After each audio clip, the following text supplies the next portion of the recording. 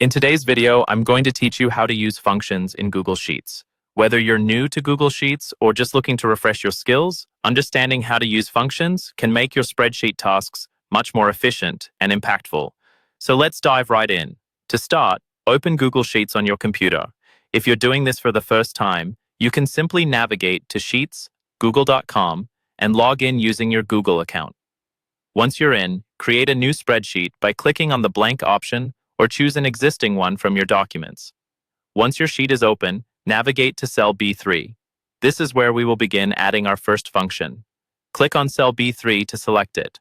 In spreadsheets, cells are identified by their column letter and row number. This makes it easy to locate where you need to work.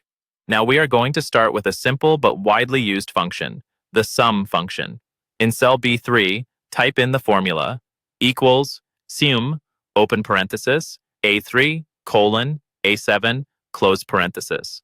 So it should look something like this. Our sum, A3, A7. What this function does is it adds up all the values in the range from A3 to A7. It's an efficient way to quickly total up columns of numbers without manually summing them. After typing in the formula, simply hit the Enter key. You'll notice that the cell B3 now displays the sum of the numbers you've specified.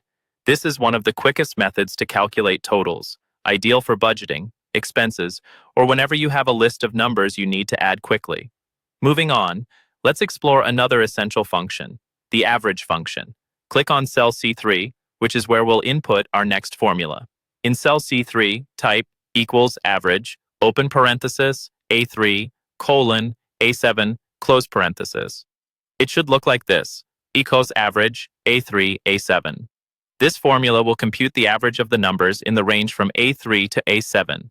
Calculating averages can be particularly useful for data analysis, giving you an insight into trends or performance metrics without delving deeply into complex data analysis.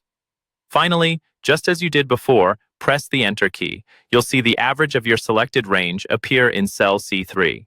With this function, you gain a seamless way to interpret your data, presenting you with facts at a glance without the need to sift through numbers continuously. And there you have it, your introduction to using functions in Google Sheets.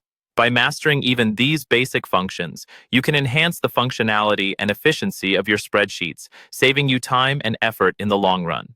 Thanks for joining, and I hope you found this tutorial helpful. If you did, don't forget to like and subscribe for more insightful content. Happy spreadsheeting!